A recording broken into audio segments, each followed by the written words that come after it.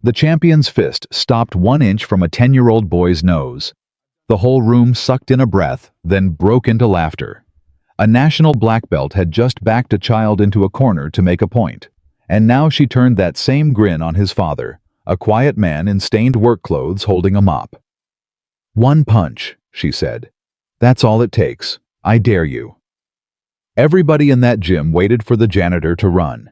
Instead, he set the mop against the wall, looked her dead in the eyes, and asked one word that turned every laugh into silence.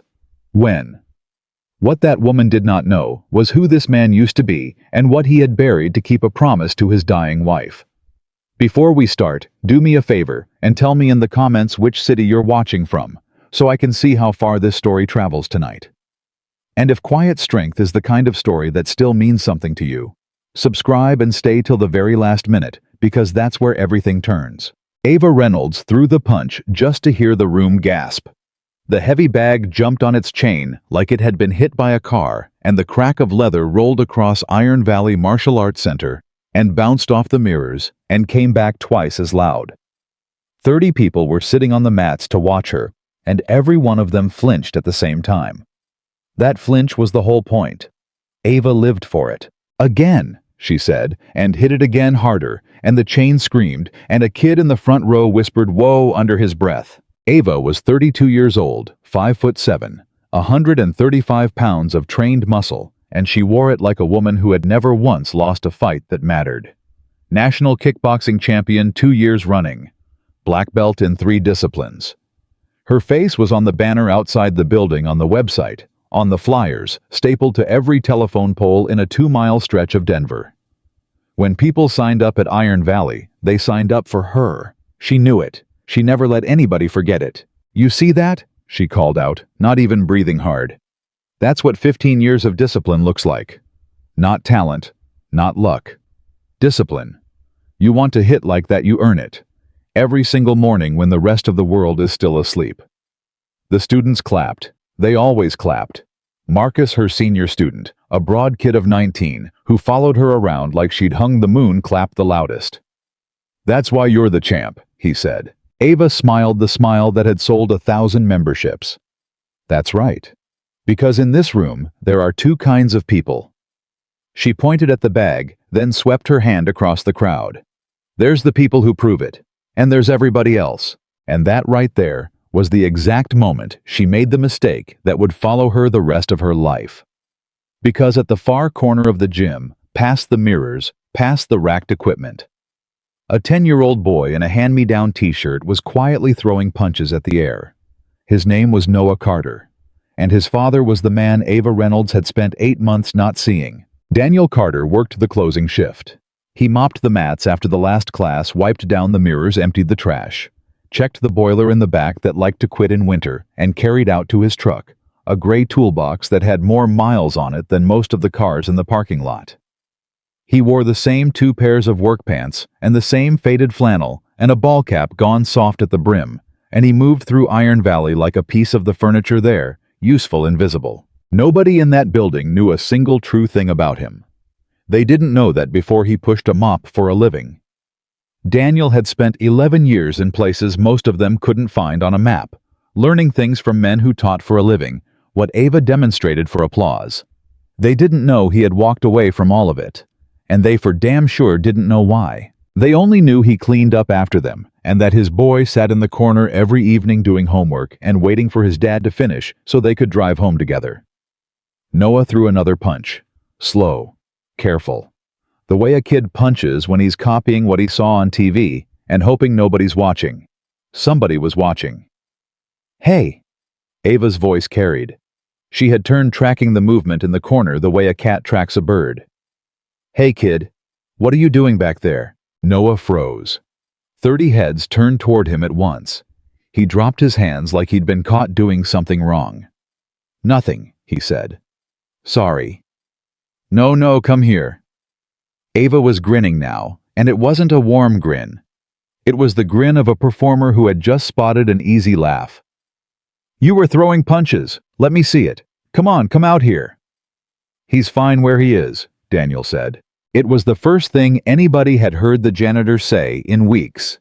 He'd come out of the back with a fresh trash bag, and he stood there at the edge of the mat, calm, mild, a man asking for nothing. Ava looked at him like she was seeing a chair speak. "Relax," she said. "I'm just having a little fun. Come on, kid, show the room what you got." And Noah, God bless him, wanted so badly to be brave in front of his father that he stepped out onto the mat. "All right," Ava said, backing up, giving him room, playing to the crowd. "Show me a punch, a real one, like you mean it." Noah threw a punch. It was a 10-year-old's punch. Elbow flaring, feet flat, all arm and no hip, the kind of punch that would tap you on the shoulder and apologize. And Ava Reynolds, national champion, face of the academy. Two kinds of people in this room put her hands on her knees and laughed at a child. "Oh, buddy," she said. "Oh, no, no, no, no." The students laughed with her because that's what students do. "That's not a punch," said, straightening up, wiping an imaginary tear. "That is a wave. You punch like somebody who has never in his life been in a real fight." She turned to the crowd, arms spread. "Am I wrong? Tell me I'm wrong." "You're not wrong," Marcus called, delighted. Noah's ears went red. He looked at the floor. Daniel set the trash bag down. I didn't say anything yet. He just took one step forward, put himself a little more between the room and his son. And there was something in that small movement, the economy of it, the total absence of hurry, that a smarter person than Ava might have noticed. Ava did not notice. Ava was on a roll. "Whose kid is this anyway?" She scanned the mats. "Somebody's got to claim him. Come on." "He's mine," Daniel said quietly. Ava's eyes landed on him and traveled slow, deliberate, meant to be seen, from the ball cap, down the faded flannel, to the work boots with the mop water on them. She let the silence stretch because she knew how to work a silence. "Oh," she said, "you're the dad." "That's right. The janitor's the dad." She said it to the room, not to him, and the room laughed again, and every laugh landed on the boy standing in the middle of the mat with nowhere to look. "That explains it. Listen." She spread her hands, all fake generosity. "No offense, okay? Some people fight. Some people clean up after the people who fight. That's just how it is. There's no shame in it." "Nobody's ashamed of anything," Daniel said. "Good. That's good." She grinned. "But maybe, and I'm just trying to help here, maybe instead of teaching your boy to throw a punch, you teach him something you actually know. Show him how to hold a mop, where the bucket goes. That's a real skill. That'll feed a family." The room exploded. Somebody actually applauded. Marcus was bent over. A woman in the second row had her hand over her mouth. It was the biggest laugh Ava had gotten all week, and she took a small bow to accept it. And Daniel Carter looked at his son. Not at Ava. At Noah. He saw the way the boy's shoulders had curled in. He saw him blinking too fast, jaw tight, doing the exact thing Daniel had taught him to do. Don't let them see it. Don't give them that, and doing it so well, so bravely, that it broke something in Daniel's chest, clean in half. Because Noah was 10, and Noah had already lost his mother. And the one thing Daniel had left to give that boy was the sense that his father was a safe place to stand in a world that laughed at you for no reason. And this woman was taking a hammer to it in front of 30 strangers to sell a few memberships. Daniel felt the old thing wake up. I knew it the way you know a storm is coming from the pressure in your ears. It didn't feel like rage. That was the part people never understood about him. It didn't feel hot. It felt cold. A stillness dropping down through his chest and into his hands. The world going very quiet and very slow. Every exit and every angle suddenly bright and obvious. He had spent years of his life in that place. He had done things in that place he would not describe to another human being as long as he lived. And he had promised on his knees at his wife's bedside that his son would never once meet the man who lived there. Not for this, he told himself. Not over a joke. You bury it.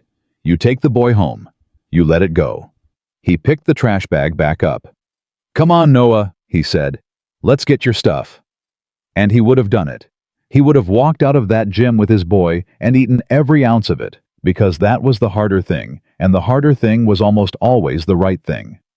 That was the whole life he'd built, Swallow it. Protect him. Walk away. But Ava couldn't leave it alone. Wait, hold on. She stepped in front of him, not touching, but planting herself in his path, closing off the easy exit.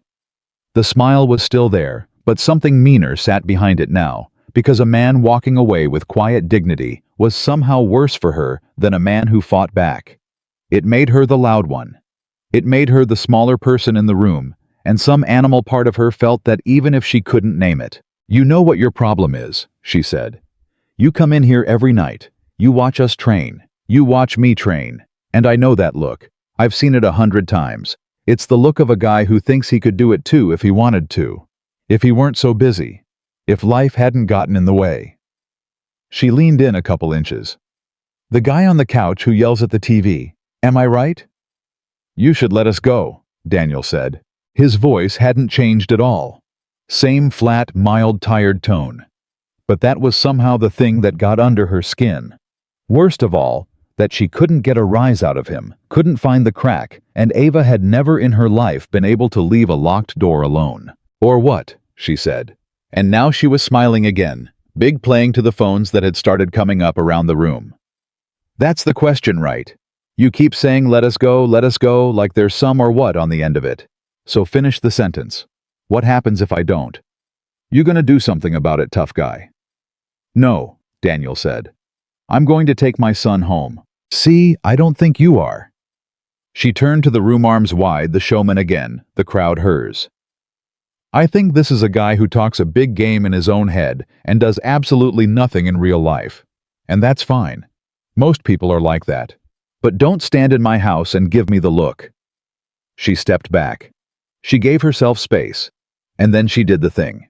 "Tell you what," Ava said, and her voice pitched up so the whole room and every phone caught it clean. "You think you know something I don't? You think there's a fighter in there somewhere under the flannel? Prove it. Right here. One punch." She tapped her own chin with 2 fingers, twice taunting the oldest insult in the book.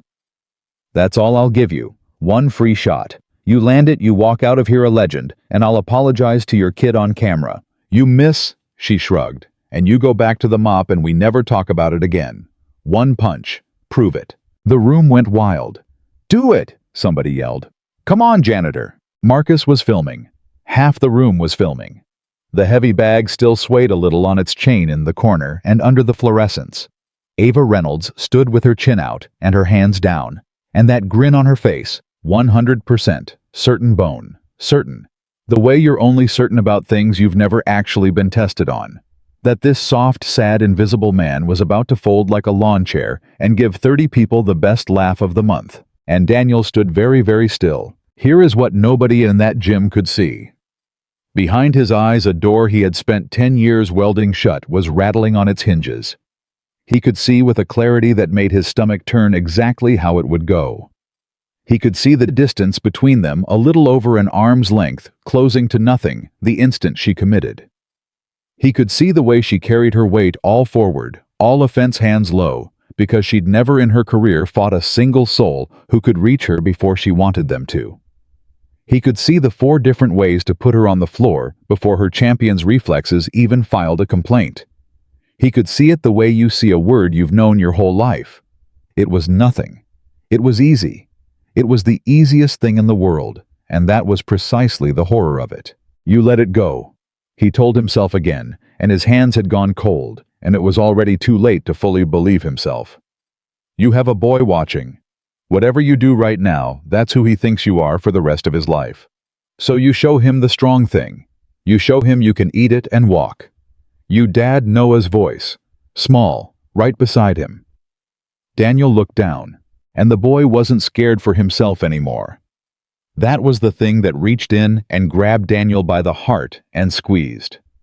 Noah had stopped being embarrassed about his own bad punch. He was looking up at his father, and there was fear in his face, but it wasn't fear of the champion. It was fear for his dad.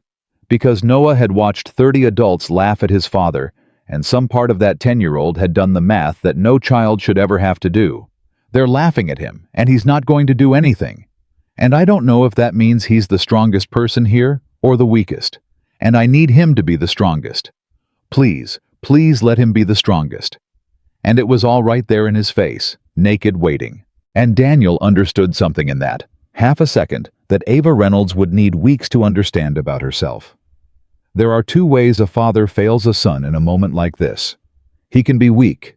He can shrink and take the joke and teach the boy that the world gets to laugh at you and you say thank you and clean the mat. Or he can be exactly as strong as this woman wanted him to be. He can step forward and be magnificent. Be terrifying. Put the champion on the floor in front of her worshippers and teach the boy that the answer to cruelty is to become more dangerous than the cruel person. Teach him that a man's worth is measured in what he can break. Both of those were failures. Daniel had spent his whole ruined younger life learning it the hard way. There was a third thing. There had to be a third thing. And in that moment, he did not yet know how he was going to find it. He only knew he could not walk away, and he could not win the way she was begging him to. So he did the only thing that bought him a way to do neither. He looked back up at Ava Reynolds, and his voice came out as quiet and level as it had all night. When the whole gym stopped. For a second, Ava thought she'd misheard him. Everyone did. The laughter didn't die out. It just cut off all at once like a plug pulled from a wall because that single flat word had landed in the room completely wrong. It wasn't the word of a man being brave. It wasn't a challenge shouted back. There was no heat in it, no bluster, nothing to laugh at. It was the word of a man checking his calendar. When? Not why not, you're crazy. Not I'm not going to hit a woman. Not sure buddy, sure none of the exits people take. Just when delivered by a tired janitor holding a trash bag in a tone that suggested he was already sorry about whatever the answer was going to require. Ava's grin flickered. It was gone so fast that later when she watched the video 100 times, she could barely catch the frame where it happened. But it happened. Something cold walked up the back of her neck, and she didn't know why, and she covered it the way she covered everything with more volume. When? She repeated, and made herself laugh. Look at this guy. When? You hear that he wants to schedule it. She turned to the room, but the room wasn't laughing with her the way it had a minute ago. The phones were still up, but the mood had shifted a degree in a direction nobody could name. Okay, big man. You want to win. How about, not here, Daniel said. Not tonight, not in front of him. He tipped his head toward Noah once. You want to do this, we do it right. A time, a place, people to make sure it's fair. So there's no story afterward about how somebody cheated. You understand me. And that the you understand me landed on Ava like a hand on the shoulder. Because he'd said it the way you say it to someone you're about to be responsible for.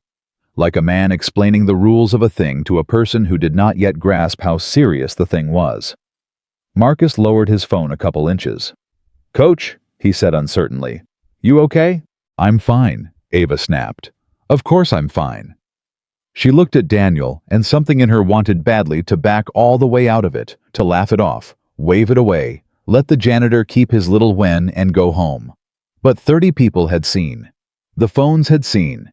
And Ava Reynolds had built her entire self on being the one who never blinked, and she could not be the one who blinked at a man with a mop. So she doubled down, because that was the only direction she'd ever learned to go. You know what, fine. She lifted her chin. You want it official? We'll make it official. Saturday. 9 days. Right here on this mat. Doors open, everybody welcome. We put it out there. We let the whole city come watch, and we settle it clean. That work for your schedule? Saturday. Daniel agreed. 9 days. One punch, she said, jabbing a finger at the air between them, trying to plant her flag back on top of the moment. That's still all you get. One. From me you get everything I've got. From you, one punch. If that's even fair to you, which honestly I don't think it is. One punch is more than enough, Daniel said. He said it so simply, so completely without threat, that it was worse than any threat could have been. He wasn't bragging. He was telling her something true and trying to be gentle about it, and she was too proud to hear the gentleness, and that combination. That exact combination is the seed of everything that went wrong for Ava Reynolds and everything that would in the end save her. He picked up Noah's backpack off the corner bench and held it out to his son. Get your shoes, bud. Dad, Noah started. Shoes. Noah got his shoes. Ava watched the two of them move toward the door, and she felt the strangest, most unfamiliar thing crawl through her. A thing she would not have a name for until much later. She had won. She'd gotten her, yes, she'd gotten her Saturday. She'd gotten a viral moment that was already, she could feel it going to blow up her numbers overnight. She had won every measurable thing there was to win. And she felt watching that man straight back go through the door with his kid like she'd just lost something she didn't know she had. 9 days, she called after him, because she had to have the last word. Don't chicken out on me, mop man. Daniel didn't turn around. But at the door, Noah did. The boy looked back at Ava Reynolds, at the champion at the banner with her face on it, at the whole laughing gym, and there was no fear in him now. Just a strange, quiet, 10-year-old kind of pity. The look a child gets when he understands something the adults in the room haven't figured out yet. He didn't say a word. He just looked at her a beat too long, then turned and followed his father out into the dark. The door swung shut, and Ava Reynolds stood on her own mat in her own gym, under a banner with her own face on it, surrounded by people who'd just watched her win. And for the first time in longer than she could remember, she couldn't think of a single thing to say. The truck's heater took its time the way it always did. Daniel drove with both hands on the wheel and the wipers going against a thin, cold rain, and for 4 blocks, neither of them said anything at all. Noah sat with his backpack in his lap, hugging it, watching the wet streetlights slide by. Dad? Yeah. Are you really going to fight her? Daniel didn't answer right away. He watched a light turn yellow and eased the truck to a stop instead of running it the way he did everything. No hurry, no drama. The safe choice made so consistently, it had stopped looking like a choice. Eat your granola bar, he said. It's in the side pocket. You didn't have dinner. Dad.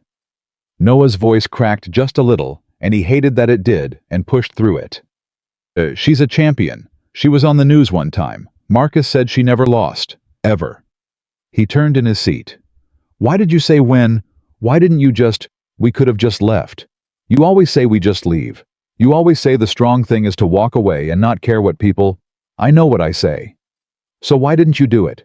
And there it was. The question. From the one person in the world Daniel could not lie to and would not. The light went green. Daniel didn't move for a second.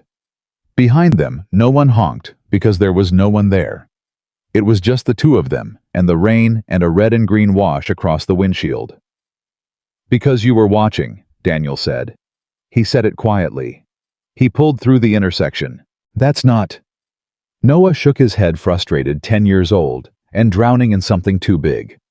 That's not an answer. That doesn't even make sense. It will. Daniel glanced at him. Someday it will. I promise you it will. Are you gonna win? And Daniel Carter, who could have told his son the truth, which was that he could end that fight in under 2 seconds without breaking a sweat, that the champion had never in her charmed career stood across from a single person like him, that winning was not remotely the thing he was afraid of. Daniel looked at his boy's scared, hopeful 10-year-old face in the green light and understood that his son was asking the wrong question, and that the whole next 9 days were going to be about teaching him the right one. I don't know yet, Daniel said, which was in the only way that counted the truest thing he could have said. Noah slumped back against the seat. He wasn't satisfied, but he was 10 and he was tired, and his father's hands were steady on the wheel, and that steadiness had gotten him through the worst year of his short life, so he let it hold him now. They rode in silence the rest of the way. But there was a photograph in a shoebox on the top shelf of Daniel's closet. A photograph Noah had never seen of a younger man in gear that wasn't work clothes, standing in a place that wasn't Denver, wearing an expression Noah would not have recognized on his gentle father's face. And in 9 days before he walked back into that gym, Daniel Carter was going to have to take that box down and open it, and decide how much of the man in that photograph his son was old enough to meet. The rain came down on the windshield. The wipers swept it away. And somewhere across the city, in a gym that had already emptied out for the night, a shaky phone video was climbing past 10,000 views, then 20, then 50, the whole internet already picking a side, already laughing at the janitor who'd said one word to a champion. Not one of them had the faintest idea what that word was going to cost. By the time Daniel Carter pulled into his own driveway, 40,000 strangers had already decided who he was. I didn't know that yet. He carried a sleeping 10-year-old up the front steps, one arm under the knees and one behind the back. Noah's face mashed into his shoulder, and he got the door open with 2 fingers and eased it shut with his heel so the hinge wouldn't wake him. He laid the boy on the bed, still in his clothes, pulled off his shoes, pulled the blanket up, and stood there in the dark a minute longer than he needed to, watching his son breathe. Then he went to the kitchen and did what he did every night. He rinsed the one plate. He set the coffee for morning. He checked that the back door was locked, checked it a second time, the old habit that never left. And he did not look at his phone because he already knew what was on it. His phone had buzzed 19 times in the truck. He'd let it. Now he picked it up. The video was the first thing.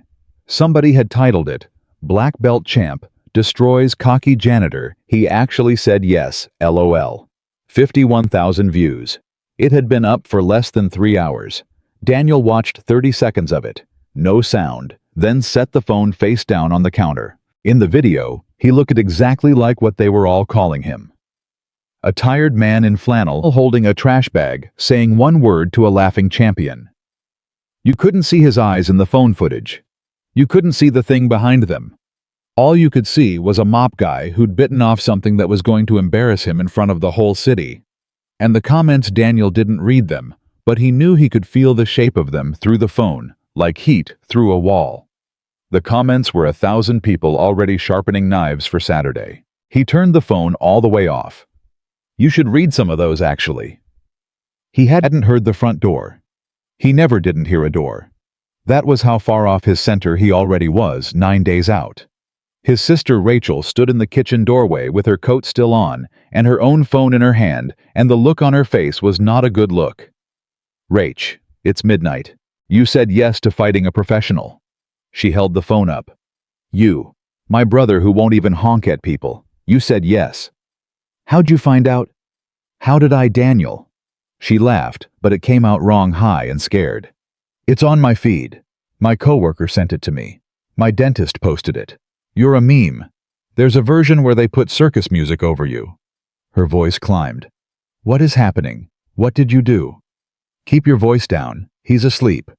Is he okay? He's fine. Hi is not fine. He was there. Everybody was. She stopped herself, pressed her lips together, tried again, quieter. I saw what she said. About the mop. In front of him. In front of Noah. Her jaw worked. I want to drive over there and put her through a wall. Well? Daniel filled a glass of water at the sink.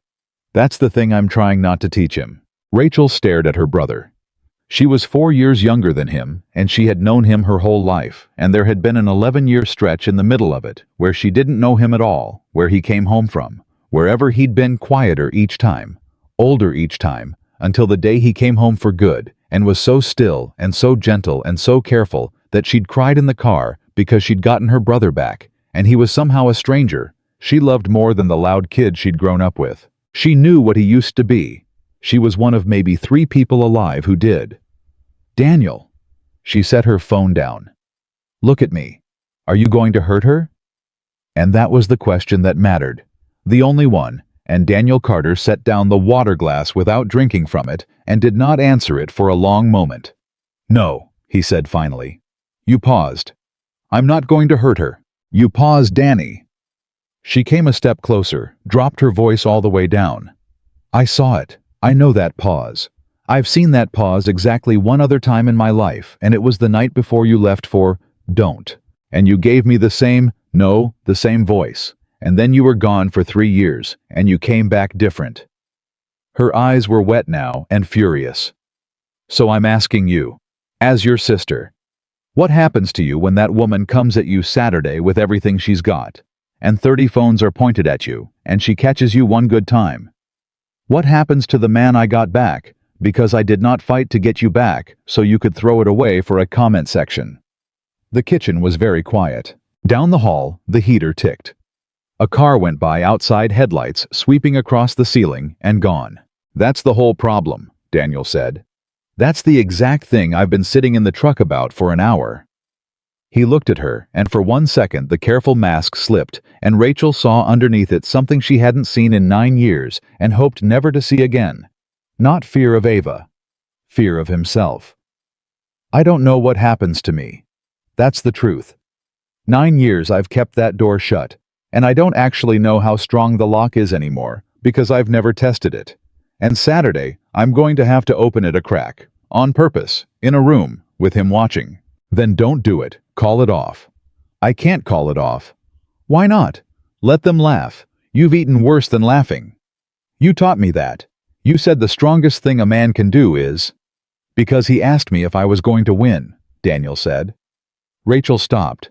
In the truck, on the way home. Daniel's voice was very level. He asked me if I was going to win, Rach, and I looked at him, and I realized he's 10 years old, and he already thinks the whole question is win or lose. He thinks those are the only two things there are. And I don't blame him, because that's what that gym taught him tonight. That's what the whole world's about to teach him this week. Two kinds of people. The ones who prove it and everybody else. He shook his head slowly. If I call it off, he learns his dad is the everybody else. And if I go in there and destroy her, and I could, and God help me, some part of me wants to, he learns that the answer was to be scarier than the person hurting you. His jaw tightened. Both of those are lies, and he's got no mother to unteach them to him. He's just got me. Rachel didn't say anything for a while. So what's the third thing? She finally asked. I don't know yet, Daniel said. But I've got 9 days to find it. Which was a good line and a true one, and it would have been a fine place for the two of them to leave it, except that at that exact moment from the dark hallway behind Rachel came a small voice that stopped both their hearts. What door? Noah was standing in the hall in his socks. Neither of them knew how long he'd been there. That was the thing about the careful house Daniel had built.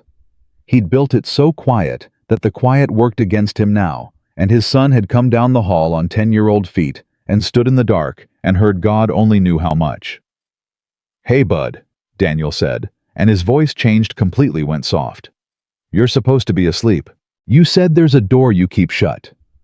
Noah stepped into the kitchen light. He looked from his father to his aunt and back, and there was a new thing in his face, a fear that had teeth in it. Aunt Rachel said you came back different. Different from what? Different from when? His chin was trembling. What are you guys talking about? What door, Dad? And Daniel Carter looked at his sister, and his sister looked back at him, and in that look was 9 years of an agreement. They'd never spoken out loud. He doesn't need to know. Let him have a normal father. Let him have that. And Daniel realized, standing in his own kitchen at midnight, that the agreement was over. That it had ended the second Ava Reynolds pointed at his boy and laughed. Rach, he said quietly, give us a minute. Danny, please. She looked at Noah. She looked at her brother.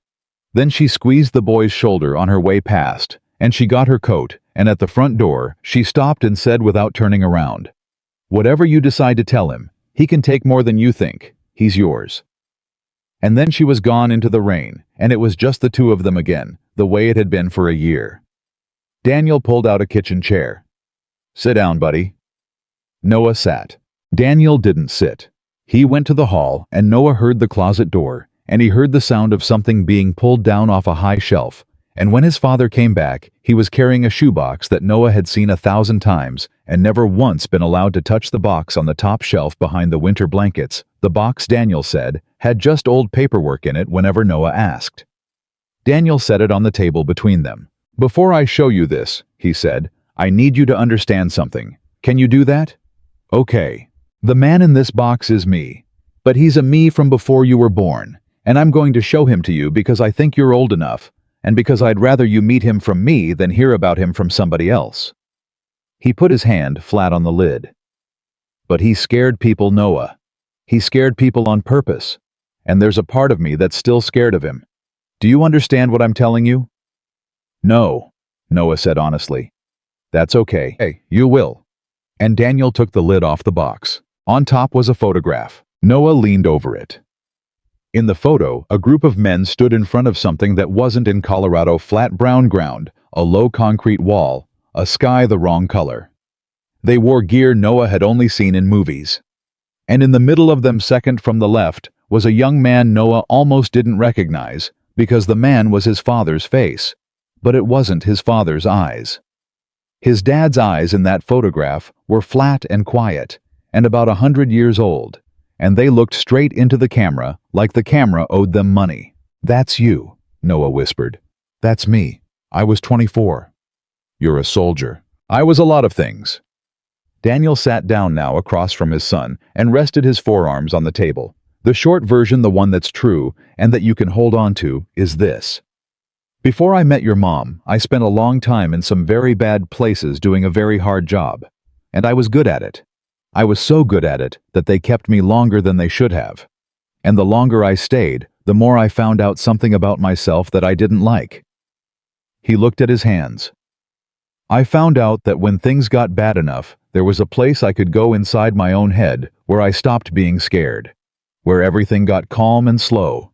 And in that place, I could do anything that needed doing and not feel it at all. Not while it was happening. His voice dropped. The feeling came later. It always came later. Noah was very still. That place kept me alive, bud. I won't lie to you and say it didn't. But it's not a place a good man visits. And by the end, I was scared I was going to like it too much. So I came home. And then I met your mom. A small, real smile touched his mouth for the first time all night. And your mom looked at that whole part of me. I told her everything. Everything more than I've ever told anybody. And you know what she said? What? She said, "That man kept you alive so I could have you. So we'll thank him. And then we'll put him away, and you and I are going to build a whole life on top of the box where he sleeps." Daniel's eyes were wet now, but his voice held. "So that's what we did. We built a life on top of the box. And then you came along, and you were the best thing that was ever built on top of any box in the history of the world. And when your mom got sick..." He stopped. He had to. Noah waited. "When your mom got sick..." Daniel went on rougher now. "At the very end, she made me promise her one thing. She didn't ask me to be happy. She knew that was too much. She didn't ask me to find him a new mom. She grabbed my hand.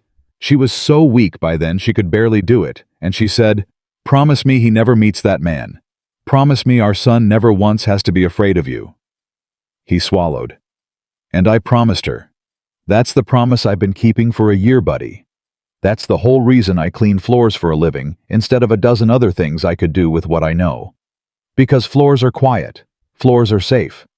Nobody ever got hurt because I mopped a floor a little too hard." The kitchen clock ticked.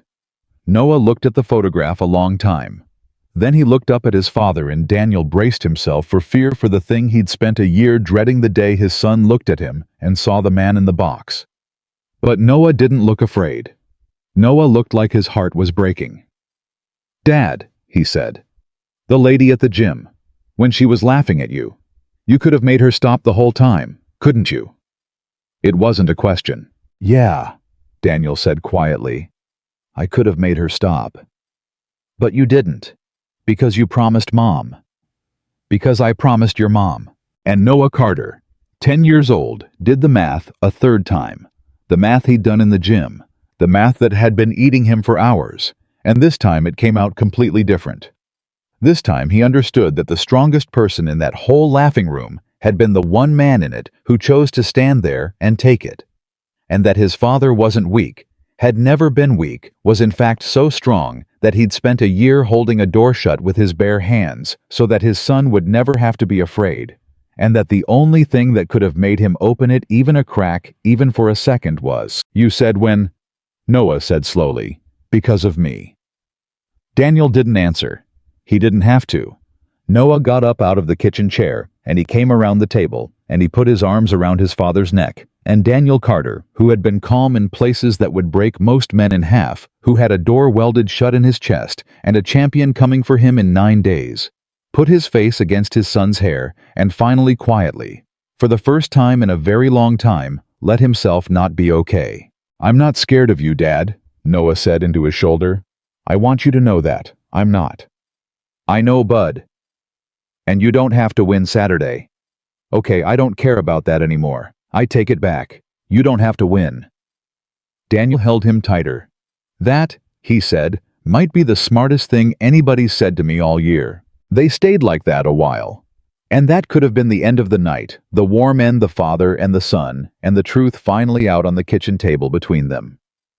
But 2 miles away, at that same midnight hour, Ava Reynolds was sitting alone in her office at Iron Valley, with the lights off, watching the same video for the 40th time, and she wasn't laughing at it anymore. She'd stopped being able to laugh at it around view 300,000, because somewhere in the last hour, the numbers had gotten too big, and the comments had turned a corner. A corner she didn't expect, and now half of them weren't cheering for her. Half of them were something else. Did you see his face when he said when? Bro, that wasn't fear, that was a warning. She's gonna find out. Something about the janitor's not adding up. Look at how still he is. My uncle was a ranger.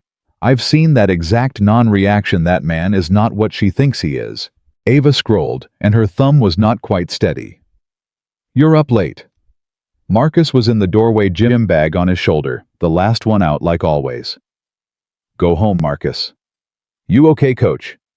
He came in anyway the way he always did, too loyal to read a room. This is huge, by the way, the numbers. My cousin in Phoenix sent it to me. He doesn't even know I train here. You're gonna get so many new signups off this. This is like the best thing that ever. I said go home. He stopped. He'd never heard her use that voice on him.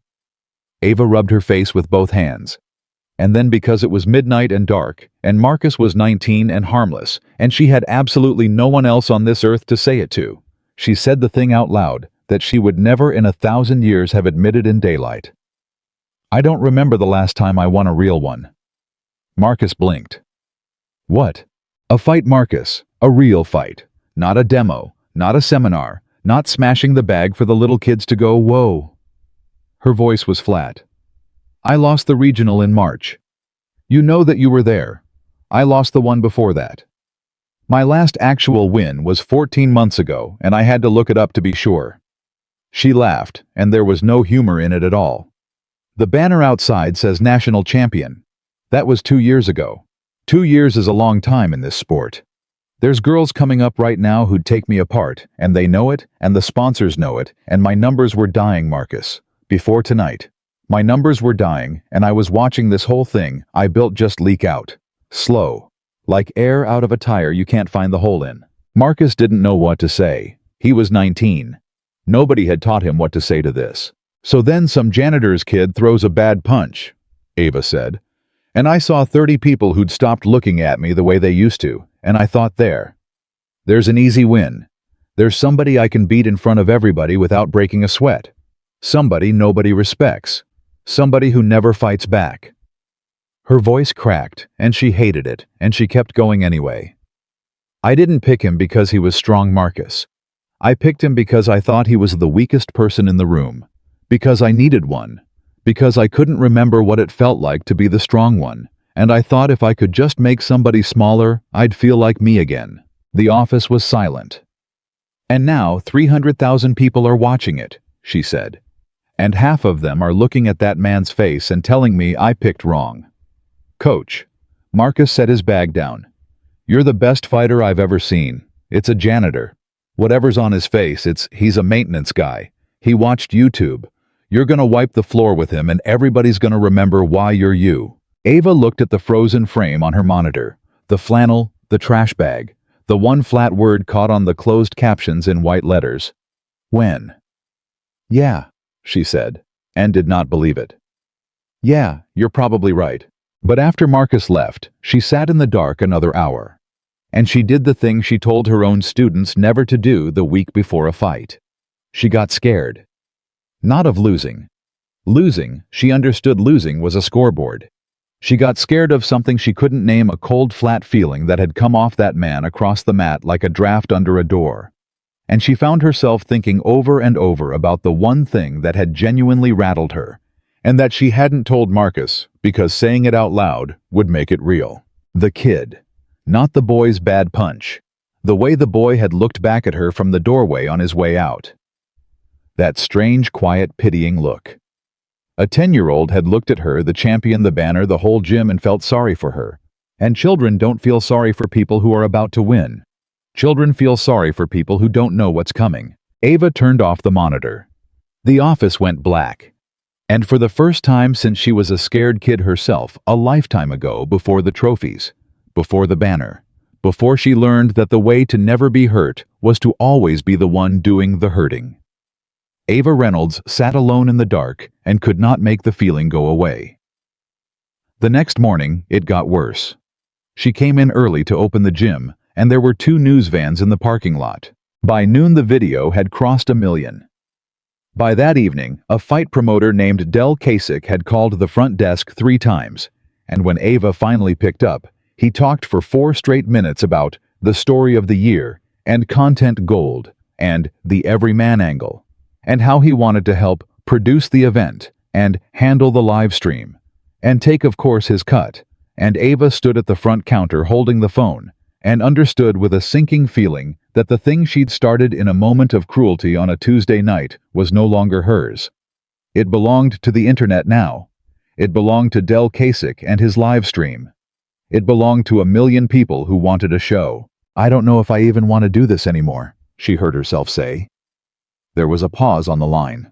"Ava, sweetheart." Del's voice went smooth and terrible. "You put it out there yourself. That's your face on it. You back out now. You're not the champ who got cold feet. You're the bully who picked on a single dad and his kid and then chickened out when it went viral." Another pause, letting it land. "Right now, you're the villain people love. You quit, you're just the villain. Trust me. I've seen this 100 times.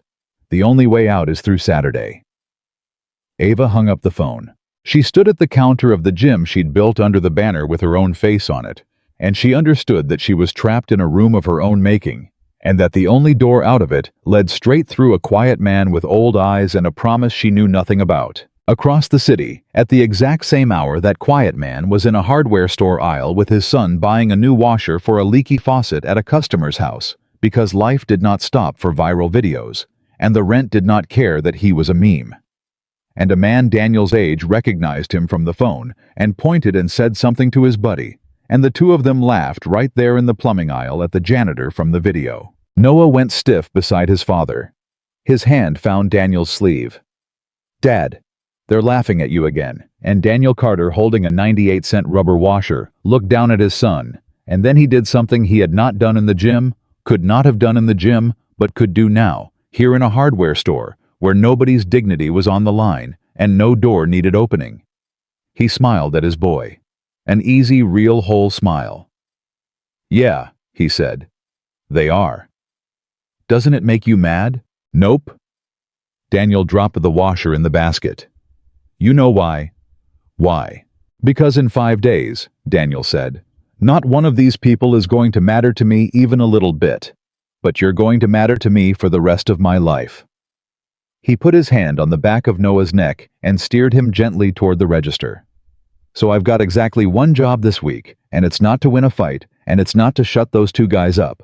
My 1 job is to figure out how to walk into that gym Saturday and come back out of it still being your dad. That's it. That's the whole thing." Noah looked up at him. "Can you do that?" And there it was again, the same question from the truck asked a different way. The real question underneath all the other questions. Daniel didn't answer right away. Because the honest answer was that he didn't know that the door in his chest had been rattling for 2 days, now that he'd caught himself twice already dropping into that flat, cold place, just from the idea of Saturday, and that somewhere in the back of his mind, a voice that sounded like his own younger self kept whispering that it would be so easy, and that Ava Reynolds had it coming, and that 9 years was a long time to keep a lid on anything. But you don't say that to a 10-year-old in a hardware store. "I'm gonna do everything I can," Daniel said. "That's a promise, and you know I keep those." Noah nodded slowly. He believed him. He had to believe him. His dad was all he had. But that night, after his father was asleep, Noah did something he had never done before in his life. He got out of bed, and he went down the quiet hall, and he took the shoebox down off the shelf all by himself, and he sat on the closet floor in the dark, and looked at the photograph of the young man with the 100-year-old eyes, and he made a decision of his own. A 10-year-old's decision, secret and enormous, and completely his. That on Saturday, no matter what happened, No matter how loud that gym got, or how hard that woman came, or what door started to rattle in his father's chest, Noah was going to be there where his dad could see him, right up front, where it mattered. Because his dad had said the one thing that could stop the man in the box was him.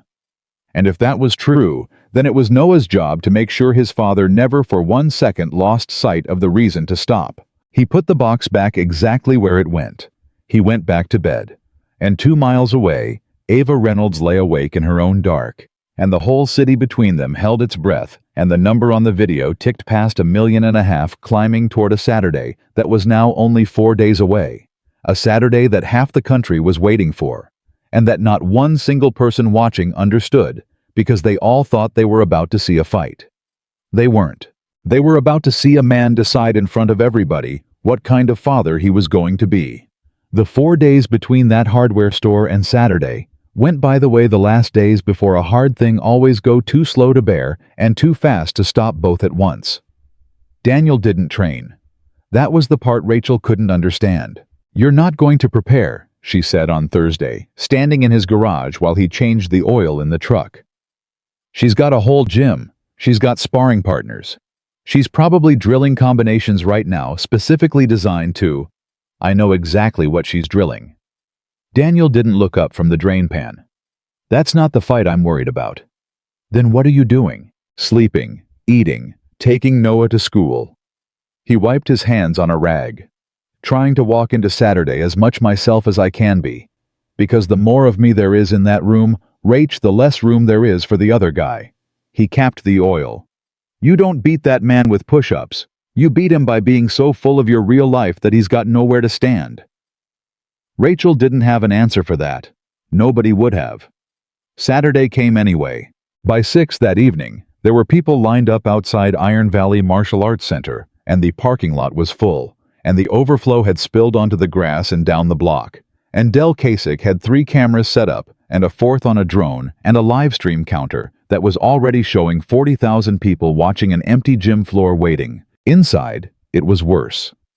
They'd cleared the mats and set up folding chairs, and every chair was full, and every wall was lined, and the air was hot with too many bodies, and that particular ugly electricity a crowd gets when it's come to watch somebody get hurt. People had made signs. Somebody had a foam finger. Somebody was selling bootleg t-shirts in the parking lot that said "One Punch" on the front, and Daniel had walked past a kid wearing one on his way in and hadn't said a word. He came in at 6:40. He came in the back through the maintenance door he'd used for 8 months, the door only he knew about, and for a second just as he'd fixed a dozen times in the one part of the building that was his, and he closed his eyes and breathed. Noah was next to him. Rachel had wanted to keep the boy home. Daniel had said no. "You still sure about this?" Daniel asked him quietly. "You can wait in the truck. Rachel's right out front. No shame in it. This is going to get loud." "You said I could be up front," Noah said. "You said." "I did." "Then I'm up front." The boy's jaw was set exactly like his father's. "I'm gonna be right where you can see me. The whole time. Okay, look for me. When it gets bad, you look for me." And Daniel Carter crouched down in that boiler hallway in front of 40,000 people he couldn't see, and one 10-year-old he could, and he took his son's face in both hands. "You're the smartest person I know," he said. "You know that. You always say that. Because it keeps being true." He stood. He took a breath. "All right, let's go say hello to the nice lady." They walked out onto the floor together, and the gym lost its mind. The noise hit them like a wall. Boos and cheers all mixed together. Phones going up in a wave. Del Kasich's voice booming over a PA nobody had asked for. And here he is, folks, the man of the hour. The one, the only. And Daniel didn't hear the rest, because he was scanning the room, the way he couldn't stop himself from scanning any room, cataloging exits, counting bodies, and hating that he was doing it, and unable to stop. Ava was already out there. She stood in the center of the cleared floor in full fight gear, gloves on, hair back, and she was bouncing on her toes the way fighters do, loose, warm, ready. She looked like exactly what she was, a professional in her element in her house.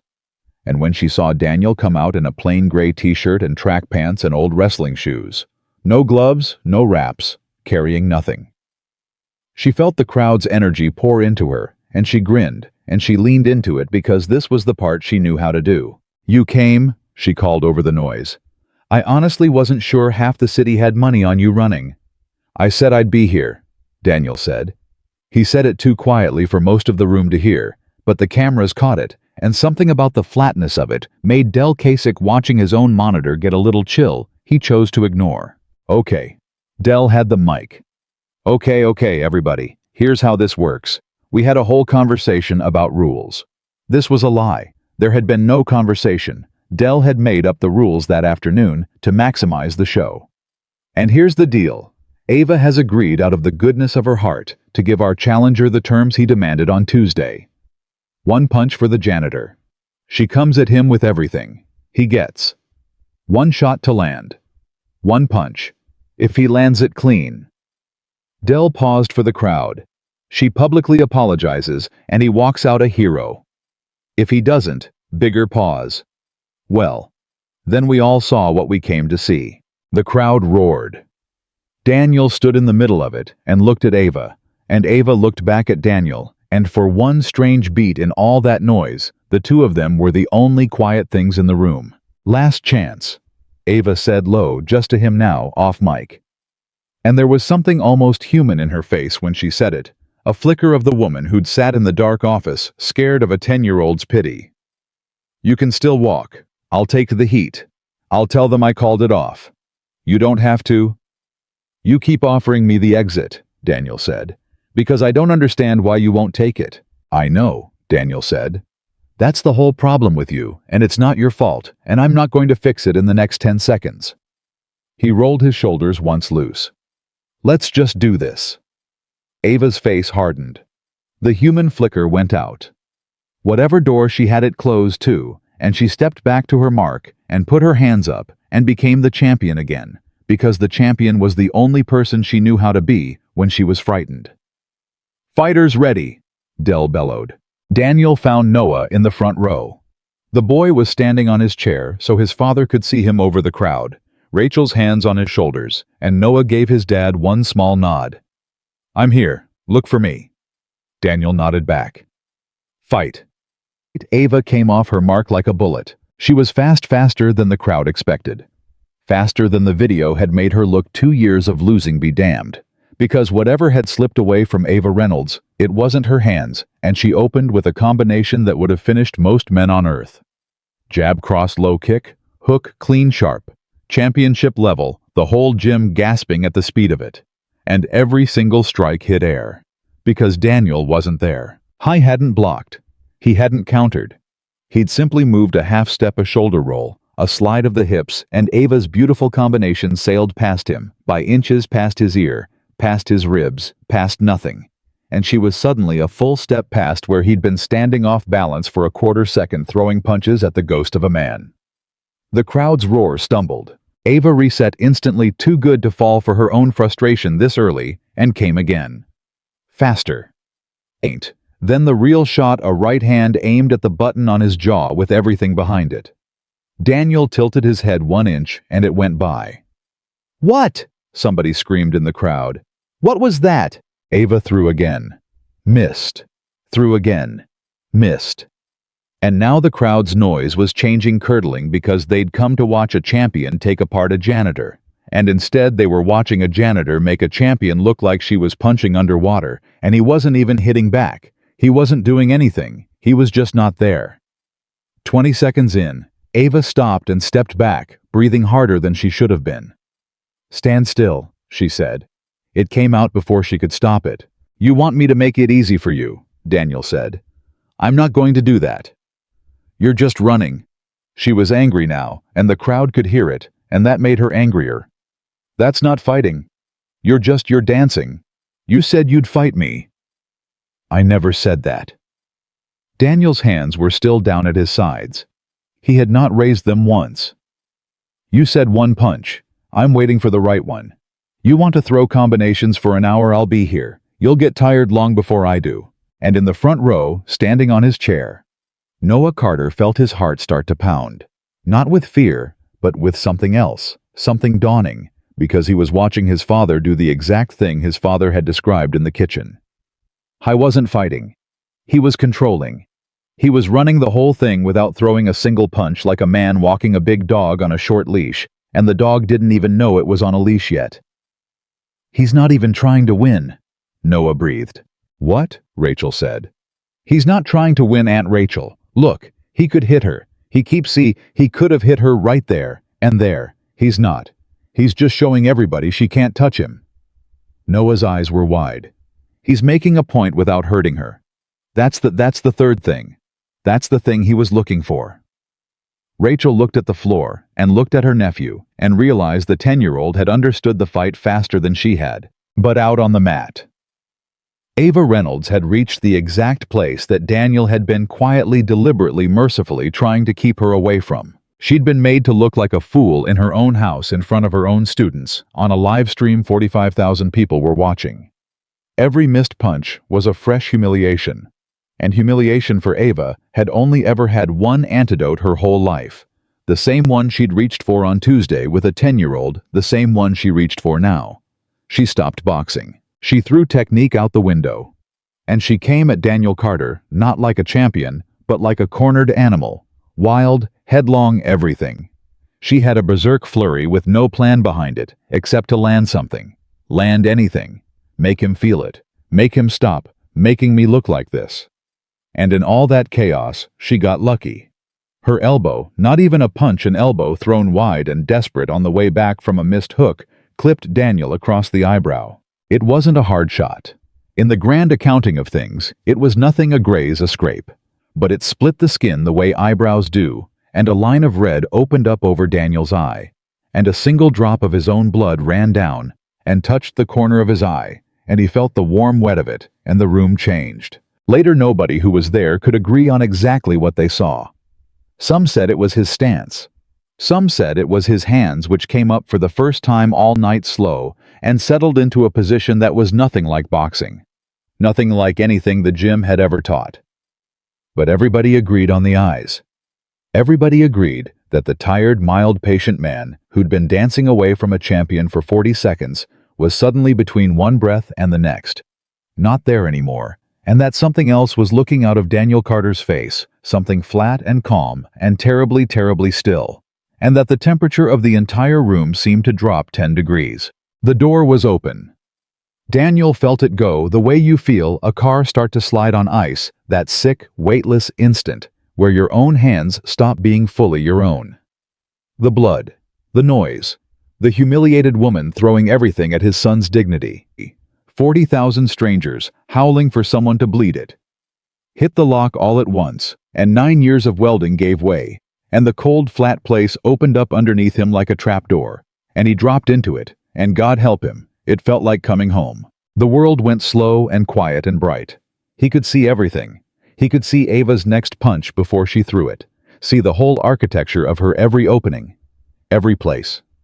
She was soft, and his body was already moving to answer it with an economy and a viciousness that had nothing to do with the man who mopped these floors, and there was a voice down in that cold place, his own voice, younger, saying, "There you are, I missed you, this is what you're for." His hand shot out. He caught Ava's wrist mid-strike. He didn't grab it. That's not the right word for what people saw. He took it the way you take a doorknob, casual and total, and Ava Reynolds, national champion, 2 years running, fastest hands the gym had ever produced, found that her arm simply would not move. She pulled. It didn't come. She twisted. It didn't come. She was suddenly completely, horrifyingly helpless, held in place by a maintenance worker's single hand, and for the first time in her adult life, Ava Reynolds looked into another person's eyes and understood that she was not the most dangerous thing in the room, and that she never had been, and that the man in front of her could do anything he wanted to her in the next 2 seconds, and there was not one single thing she could do to stop it. The gym went dead silent. 45,000 people on the live stream.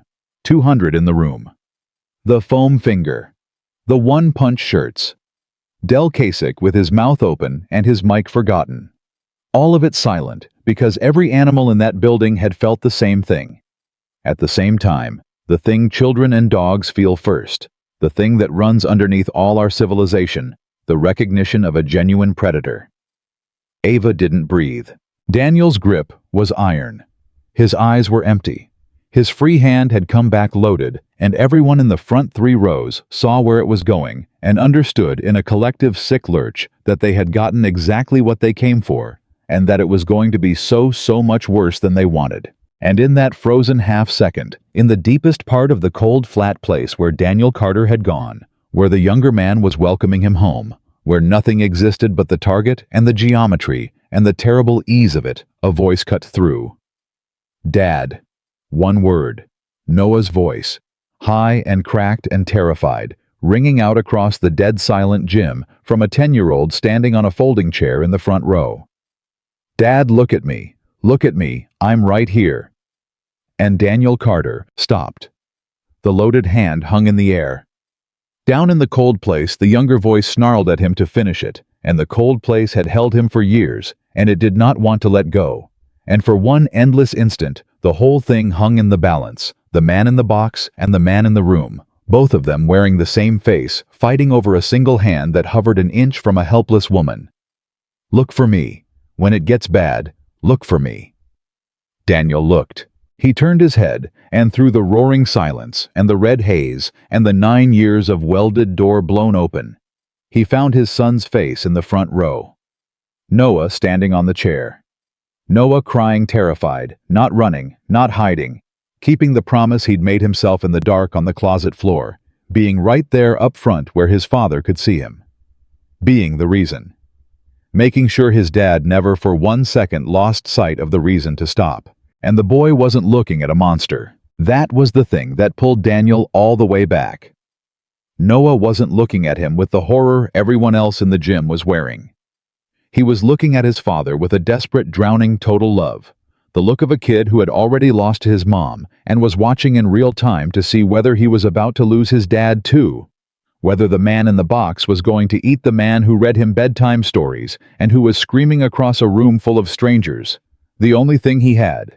The only rope he could throw. I'm right here. I'm right here. Come back to me. And Daniel Carter came back.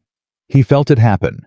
He felt himself climb up out of the cold, flat place hand over hand, felt the trapdoor swing shut, felt the room come back to normal speed and normal temperature, felt his own heart start hammering with a delayed terror at how close it had been.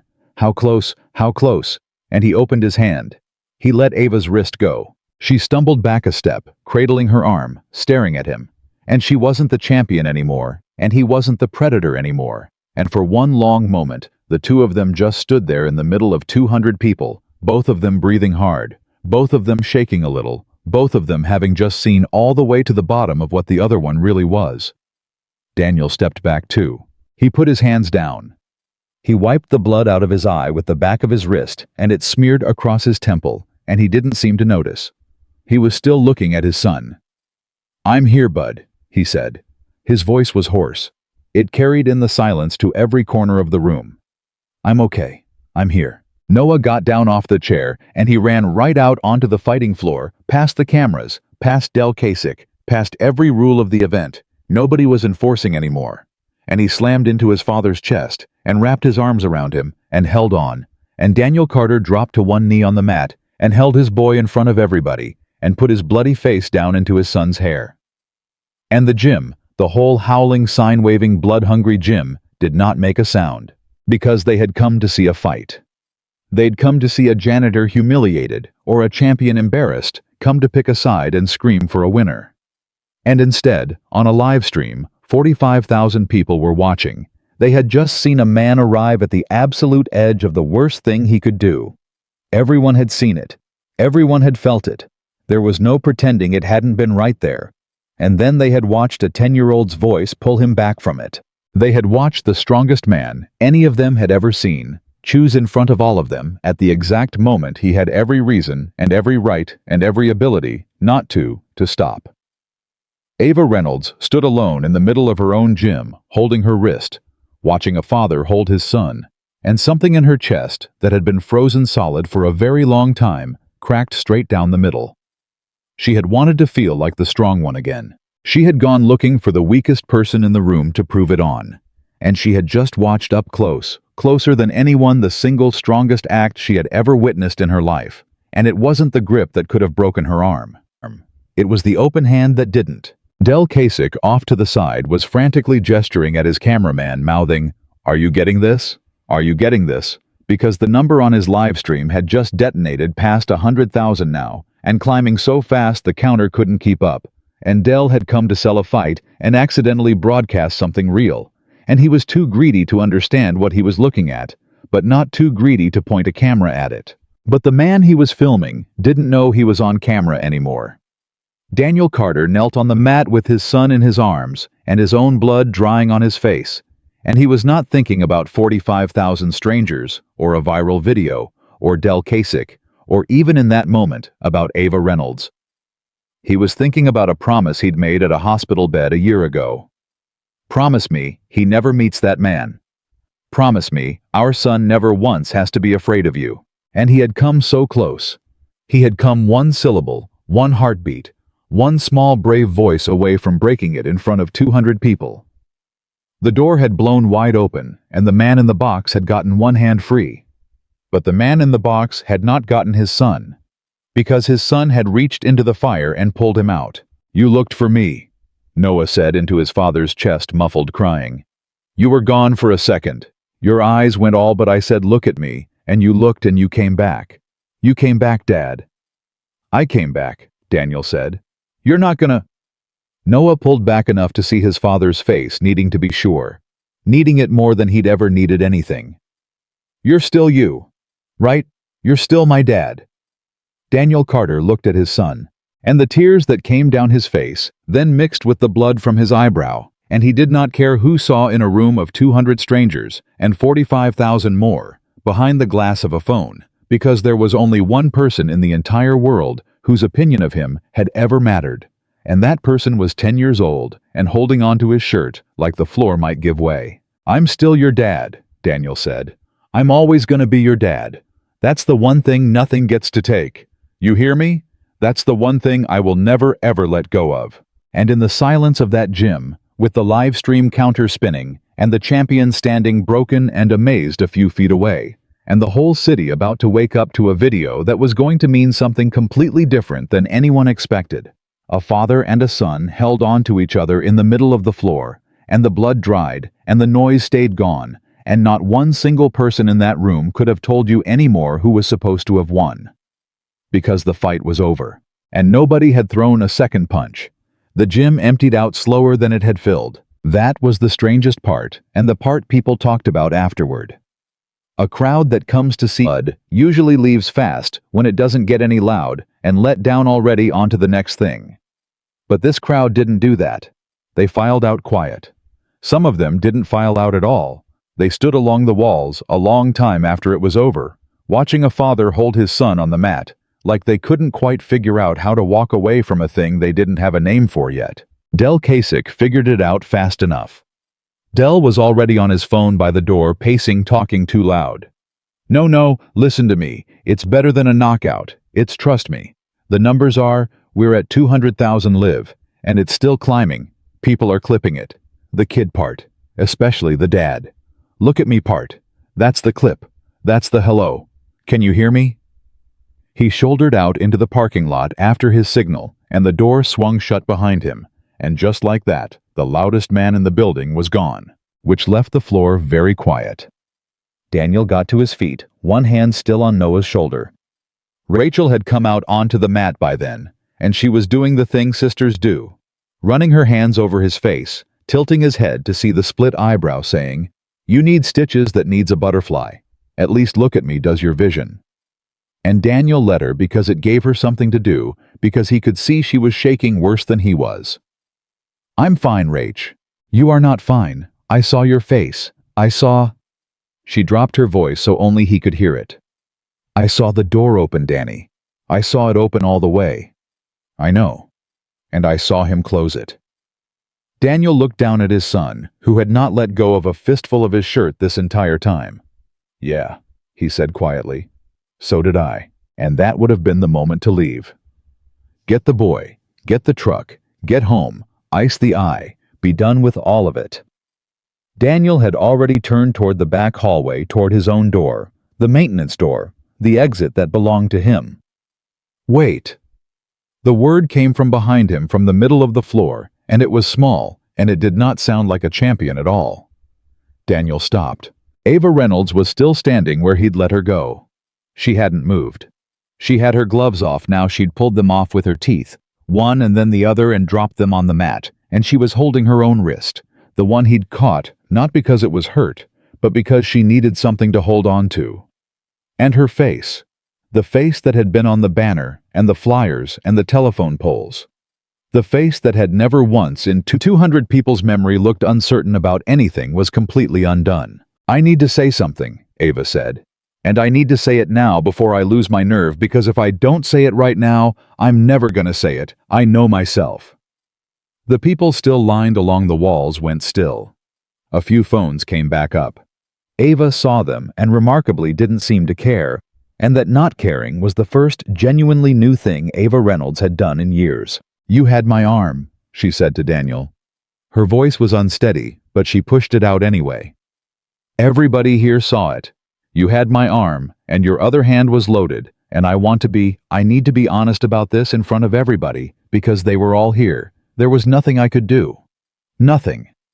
In my whole life I've never once been in a spot where there was nothing I could do, and you put me there in about 1 second, and then—" Her voice caught. She fought it. "And then you let go.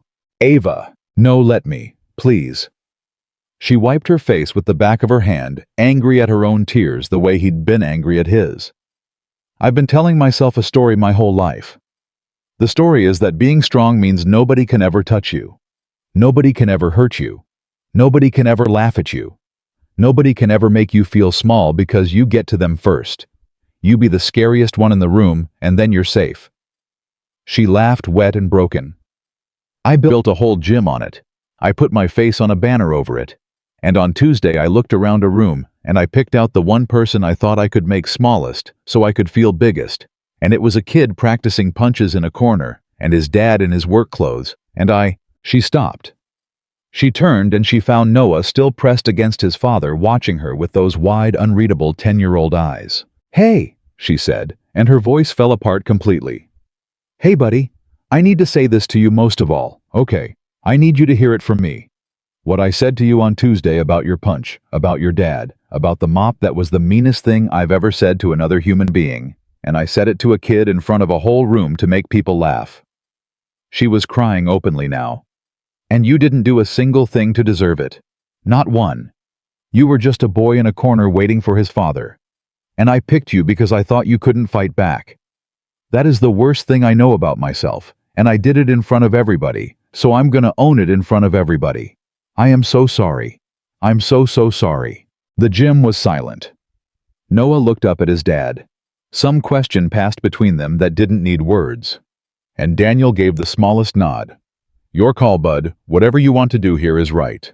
And Noah Carter, 10 years old, stepped away from his father and walked out across the empty fighting floor toward the woman who'd humiliated him, and stopped in front of her and looked up at her for a long moment. "My mom died last year," Noah said. Ava's breath went out of her like she'd been hit. I know that doesn't have anything to do with The boy's chin trembled, but he kept talking. "My dad's the only one I got left. And when you were laughing at him, I got scared because I thought maybe he really was weak, and if he was weak, then I didn't have anybody. And then he said when, and I got even more scared, but for a different reason, and I didn't understand any of it until my dad showed me the box." He wiped his nose. "You made my dad almost turn into somebody he promised my mom he'd never be. Right here. Everybody saw. That's what you almost did." Ava couldn't speak. She just nodded, taking it every word because she'd earned every word. "But," Noah said, "he didn't. He came back. And he came back because of me." The boy squared his small shoulders. "So I'm not going to be mean to you back. Because my dad says you don't get stronger by making somebody else weaker. And if I'm mean to you now, then I'm just doing the same thing you did. And then what was the whole point?" He stuck out his hand the way he'd seen grown-ups do. "So, I forgive you. Okay. But you gotta actually be different now. Not just say it. My mom used to say saying sorry is just the first half and the second half is way harder." Ava Reynolds looked down at a 10-year-old's outstretched hand. And the national kickboxing champion, 2 years running the fastest hands the gym had ever produced. The woman who'd never lost a fight that mattered sank down onto her knees on her own mat, so she could be level with a boy who'd been afraid of losing his only remaining parent. And she took his small hand in both of hers, and she broke completely. "Deal," she managed. "Second half's on me, I swear it. Deal." Along the walls, somebody was crying. More than one somebody. Rachel had her hand over her mouth. And on the live stream that had now passed 250,000 people watching in cities all over the country, strangers who had come to laugh at a janitor were sitting in the blue light of their phones with their throats tight, watching a kid forgive the person who'd hurt him and make her promise to do better, and not one of them could have said exactly when it had stopped being about a fight. Daniel came across the floor then. He crouched down next to his son, next to the kneeling champion, and for a second, the three of them were down there together in the middle of that big, empty room. And Daniel Carter, who had said almost nothing this entire night, finally spoke quiet just for the three of them, though the cameras caught it anyway. "You want to know why I said when?" he said to Ava. "You kept asking me all week in your head, I could see it. Why didn't he just walk? Why didn't he just take the joke? Here's why." He looked at his son, then back at her. "Because I could have walked. That was easy. I've walked away from worse than you 1,000 times. That's not brave. That's just Tuesday. And I could have hit you. That was even easier. You have no idea how easy that was. And I'll be honest with you. Part of me wanted to, part of me's still down there wanting to, that never fully goes away." His jaw worked. "But my boy was watching. And if I walked, he learns his dad's a coward. And if I destroy you, he learns the answer to somebody being cruel is to become something worse than they are. And I've been the worst thing, Ava. I've lived down in that. I know exactly what's down there, and I did not claw my way out of it over 10 years, so my son could take a running jump into it at 10. Ava was listening like her life depended on it. "So I needed a third way," Daniel said. "I needed to show him you can be strong enough to end it and choose not to. That the choosing is the strong part, not the ending. The choosing." He shook his head slowly. "I didn't know if I could pull it off. Honest to God, 20 seconds ago I wasn't sure I did. If he hadn't yelled..." He stopped. He didn't finish it. He didn't have to. "Anyway, that's why I said when. Not to fight you, to teach him. You just happened to be the lesson." He stood back up and he offered Ava his hand, the same hand that had held her wrist 20 minutes ago, the same hand that had been loaded and empty and terrible. Now just a hand open offered. "You're talented," Daniel said. "You're one of the most talented fighters I've ever stood across from, and I've stood across from some. That was never your problem. Your problem is, you thought the point of being strong was so nobody could ever make you feel small. But that's backwards. Being strong isn't about what you can do to people who are weaker than you." He nodded down at his son. "It's about what you don't do when you easily could. Everybody in this room just watched me almost fail at that, and watched a 10-year-old save me. So don't kneel there thinking I'm some kind of saint who's better than you. I'm not. I'm just a guy who's terrified of what he is doing his best not to be it one day at a time. Same as anybody, same as you can be starting now if you actually want it." Ava took his hand. He pulled her up off the mat, and for a second the two of them stood there, and it was such a different thing than the crowd had come to see. No winner's arm raised, no loser on the ground. Just two people who'd seen the worst of each other standing on level feet. "Thank you," Ava said. It came out barely above a whisper. For stopping, and for not letting me off the hook either. Both of those. Thank you." "Thank him," Daniel said, nodding at Noah. "I just showed up. He's the one who did the hard part." And that right there on a live stream, 250,000 people deep, is the moment that video became something else entirely. Because Del Kasich had come back inside by then, and Del, for all his greed, for all the ways he'd tried to turn a man's pain into content. Del Kasich had a camera pointed at exactly the right place, at exactly the right time. And what it captured wasn't a fight. It was a maintenance worker, refusing credit, handing it to a 10-year-old in front of a woman he'd just forgiven. And that 30-second clip was already being carved out and reposted and captioned and sent from phone to phone across the country. And it was going to do something over the next 72 hours that no amount of Dell's promotion ever could have. But nobody in that gym knew that yet.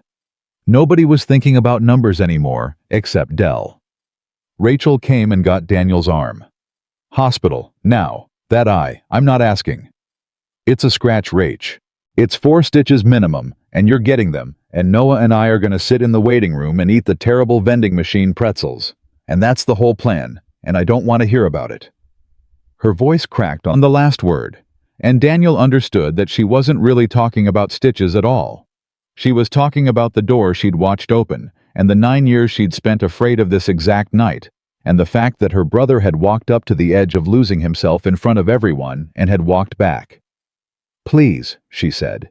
"Just let me take care of you for 1 hour. Just let me." "Okay," Daniel said gently. "Okay, Rach. Terrible pretzels. You got it." They started toward the door, the 3 of them, and Ava's voice stopped them one more time. "Daniel!" He turned. The kid. Ava had picked her gloves back up off the mat, and she was holding them, not putting them on, just holding them. "Noah, if you ever wanted, I'd teach him. For real. Not the way I teach now. The other way. The way you just showed me." She swallowed. "For free. Forever. If he wanted. No pressure. I owe him a whole lot more than an apology, and I don't know how else to start paying it." Daniel looked at her a long moment. "That's not up to me," he said, and he looked down at his son. "Bud, you want to learn to fight." And Noah Carter thought about it. Really thought about it the way he thought about everything, turning it over. And then he looked up at Ava Reynolds and asked the single most important question a 10-year-old has ever asked in the middle of a mostly empty gym. "Would you teach me the thing my dad did?" Noah said. "Not the punching part. I want to learn that too, I guess. But the other thing. The stopping. Can you even teach that?" Ava Reynolds opened her mouth to answer and found she couldn't, because it was the exact question she'd been asking herself since the moment his father let go of her wrist, and she didn't have the answer yet, and she was honest enough now for the first time in years, honest enough not to fake one. "I don't know," she said. "I really don't know if you can teach that, but I'll tell you what." She crouched down in front of him again. "You and me can try to figure it out together, because I need to learn it too. Turns out I never did. So how about we learn it at the same time you and me, and your dad can tell us when we're getting it wrong? Deal." Noah looked at his dad. Daniel nodded. "Deal," Noah said, and shook her hand a second time, and this time there was even a small 10-year-old smile in it, and they left. The 4 of them, almost Daniel and Noah and Rachel and Ava, a few steps behind, walking them out to the parking lot, because she couldn't quite bring herself to let them go through the front door alone into the crowd that was still out there. The news vans lit them up. People shouted questions. Somebody yelled Daniel's name like he was famous now, which he was, though he didn't know it and wouldn't have wanted it. Daniel didn't answer any of them. He just put Noah up into the truck and got the boy buckled and came around to the driver's side. And only then, with his hand on the door, did he stop and look back at the gym one time. Ava was standing under the banner. Her own face 20 feet tall, smiling down over her shoulder, the champion, the one who proved it, the 2 kinds of people. And underneath it stood the actual woman, small and wrung out and changed, watching a maintenance worker's truck about to pull away, and Daniel could see even from across the lot that she was going to have to figure out how to become a person who deserved to stand under that banner, and that it was going to be the hardest fight of her life, harder than any regional, harder than any belt. He lifted one hand to her. Just once. Not a wave exactly. More like an acknowledgement. "You can do it. It's hard, and you can do it, and nobody's coming to do it for you." Ava lifted her hand back, and Daniel got in the truck. Inside, the heater took its time the way it always did. Rachel climbed in the back. Noah sat in the middle with his backpack in his lap, even though there was no school holding it the way he held it when he needed something to hold. The parking lot lights washed across the windshield, and the noise of the crowd faded as Daniel pulled out onto the road. For 4 blocks, nobody said anything. Then Noah said quietly, "Dad."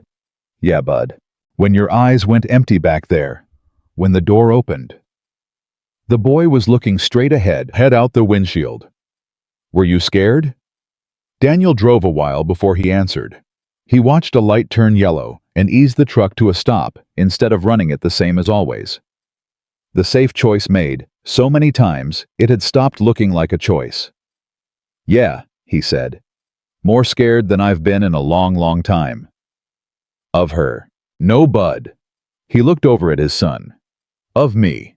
I'm always a little scared of me. That's kind of the point. The day I stop being scared of what I could do is the day I actually become it. The light went green. He pulled through gentle, unhurried. You want to know the truth? A man who isn't a little bit afraid of himself is a dangerous thing. The fear's not the weakness, Noah.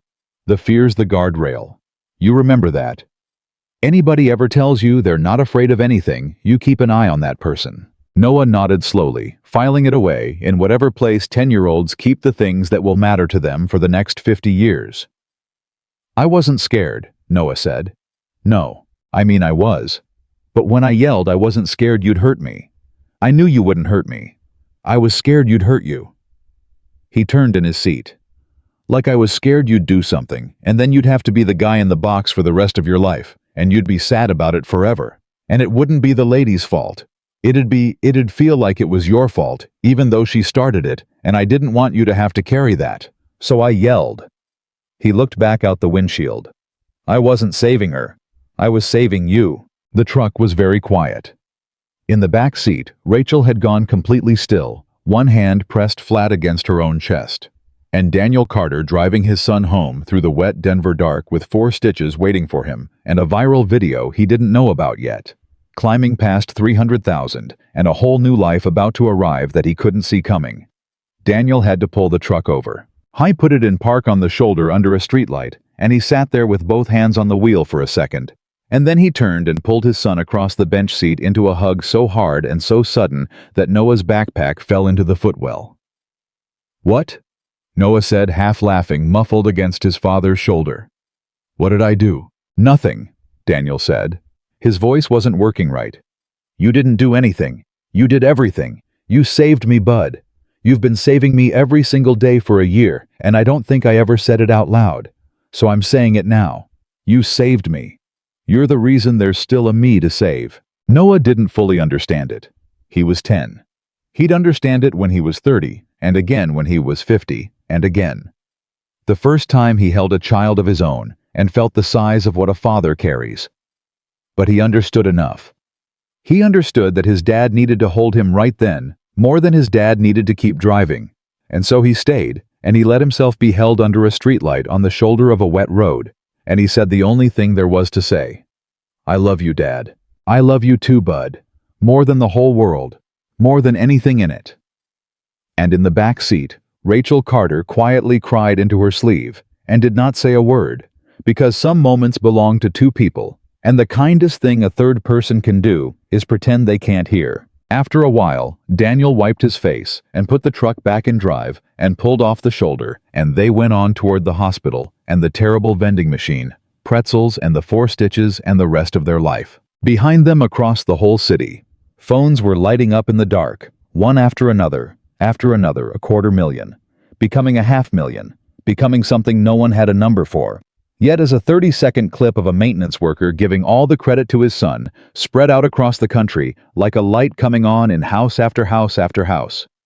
And every single person who watched it felt the same thing. That they had just seen for once in a world that mostly showed them the opposite, what it actually looked like when the strongest person in the room was the one who chose not to prove it. By Monday morning, the video had a name. Nobody had planned it. Somebody online had clipped the 30 seconds of Daniel handing the credit to his son and captioned it, "The strongest man in the room." And that title stuck the way true things stick. And by the time Daniel Carter woke up on Monday with 4 stitches over his eye and a customer's leaky faucet still on his to-do list, 11 million people had watched a maintenance worker refuse to take credit for the bravest thing any of them had seen all year. Daniel found out the way he found out most things from Noah over cereal. Dad. Noah had Rachel's old phone, the one she let him use for games, and he was staring at it with his spoon frozen halfway to his mouth. Dad, you have to look at this. Eat your breakfast. Dad, there's 11 million. 11 million what? Noah turned the phone around. Daniel looked at it the way he looked at a spider in the corner of a room calmly, with a plan to relocate it without much interest in its opinions. He saw himself on the screen kneeling on the mat saying, "Thank him, I just showed up." He saw a number under it that had too many digits to be about him. And he set down his coffee and did something Noah had never seen his father do about anything. He laughed. Not a big laugh. A short one surprised out of him, a little disbelieving. 11 million people, Daniel said, watched me fix a mistake I almost made. That's a funny world, bud. You do the wrong thing loud enough, nobody cares. You almost do the wrong thing and catch yourself, they build you a statue. He shook his head and picked his coffee back up. Eat your cereal. You've got school. Fame doesn't do your multiplication tables. But it wasn't quite that simple, and both of them knew it because the phone had been ringing since 7 a.m., and it kept ringing. The first call Daniel actually took was from a man named Peterson, the owner of Iron Valley, the man who signed the checks, who Daniel had met exactly twice in 8 months, who had never once learned the name of the guy who mopped his floors. Peterson was calling now, and Peterson was very warm. Daniel, Dan. Can I call you Dan? I feel like after this weekend I can call you Dan. Peterson's voice had the oiled quality of a man who has just realized the janitor is worth more than the gym. Listen, I've been thinking. That whole thing on Saturday, that's the best thing that ever happened to this place. Our sign-up page crashed. We're getting calls from 3 states.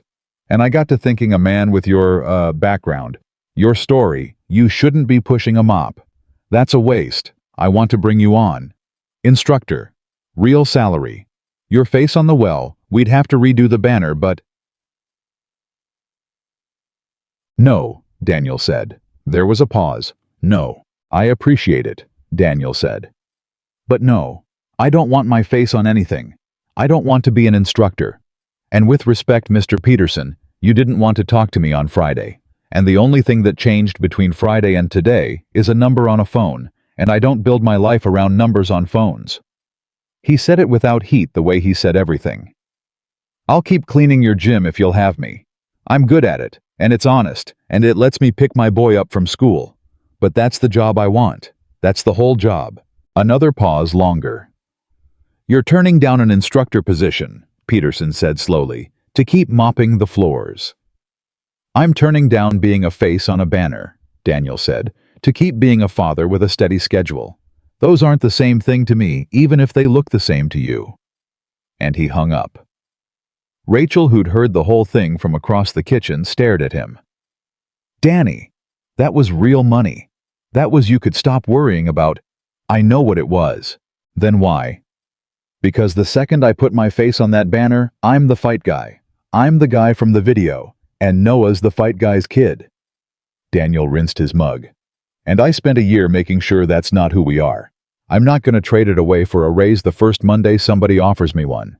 That's not strength, Rach. That's just a different way of losing the thing I was protecting. Rachel didn't argue. She'd stopped arguing with her brother about this kind of thing a long time ago because he was almost always right in a way that took her a few days to catch up to. But that wasn't the end of it. Because there was one part of the whole viral wave that Daniel could not simply hang up on. And it arrived on Tuesday, exactly 1 week after the night it all started, in the form of a woman at his front door he did not expect. Ava Reynolds stood on the porch in ordinary clothes. Jeans, a jacket, no gym gear, no cameras, holding a covered dish. Like she'd come to a wake looking more nervous than she'd looked with her arm caught in his hand. I made lasagna, she blurted before he could even say hello. I don't know why I made lasagna. I don't really cook. I just felt like I couldn't show up with nothing, and I panicked, and I made lasagna, so... Here. She thrust it at him. It might be bad. I've never actually made one before. Daniel took the dish. You want to come in? Can I? Is Noah? Noah, Daniel called over his shoulder. You've got a visitor. And Noah came around the corner and stopped and looked at the champion standing in his doorway holding nothing now, because his dad had the lasagna, And there was a moment, a real moment, a held breath where nobody knew which way it was going to go. Then Noah said, "Did you actually come to teach me? Or did you just say that in front of everybody?" Which was the most 10-year-old question in the history of the world, and it broke the tension clean in half, and Ava laughed a startled, grateful, watery laugh. "I actually came to teach you," she said. "I've been thinking about it all week. If you still want." And I meant what I said. Free, forever. But I need to tell you something first, and I need your dad to hear it too, because it's important. They sat at the kitchen table. The same table where a shoebox had sat a week ago. Daniel put coffee on. Noah sat across from Ava with his hands folded like he was in a meeting, which in a way he was. "I went back and I watched the whole thing," Ava said. "Not the clip everybody's sharing, the whole fight, all of it. And I made myself watch the part where I lost it, where I stopped boxing and just came at your dad like an animal, because I couldn't stand being made to look stupid." She wrapped both hands around her coffee mug. "And I realized something that scared me. That thing your dad has. The door. The place he goes that he's afraid of." She looked at Daniel. "I have one too. It's not as bad as yours. I've never been where you've been. I've never had to do what you had to do. But it's the same kind of thing. It's the place I go when my ego's on the line and I stop caring who I hurt to protect it. And I've been living in that place for years and calling it competitiveness, calling it being a champion." Her voice tightened. "I've been the guy in the box this whole time.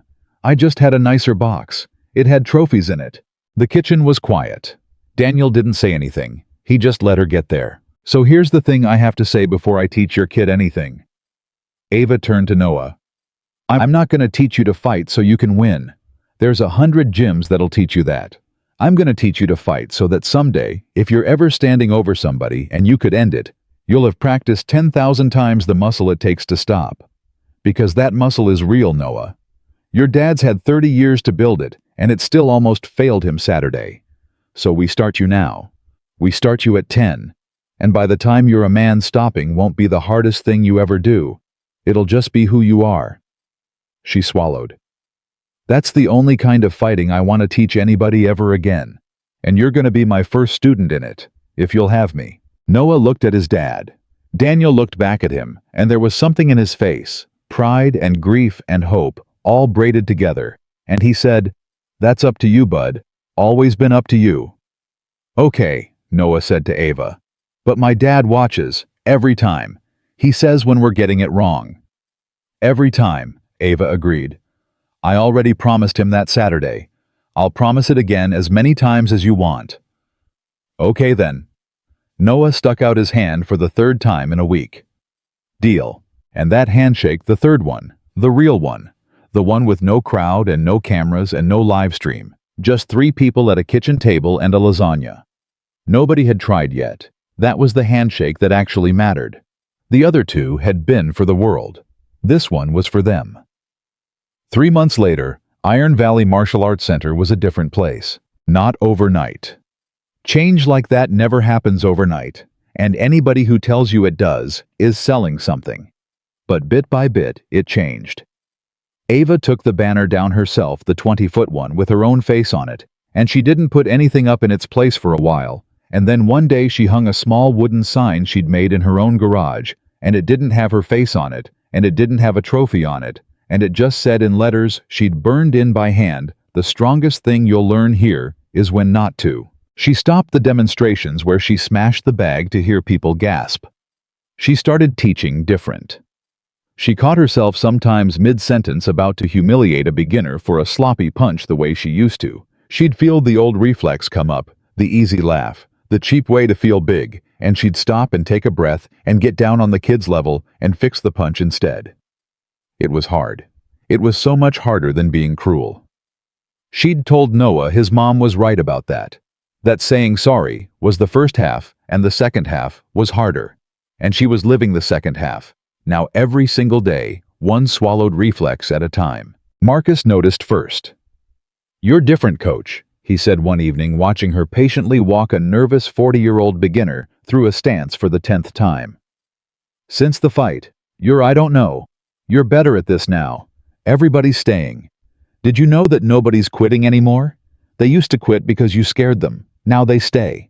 Yeah, Ava said, watching the beginner finally get it, watching the man's face light up. Turns out you can't build somebody up and tear them down at the same time. Who knew? She almost smiled. I wish somebody'd told me that 10 years ago. Somebody kind of did, Marcus said. A janitor. And Ava did smile then, and didn't argue. Daniel kept mopping the floors.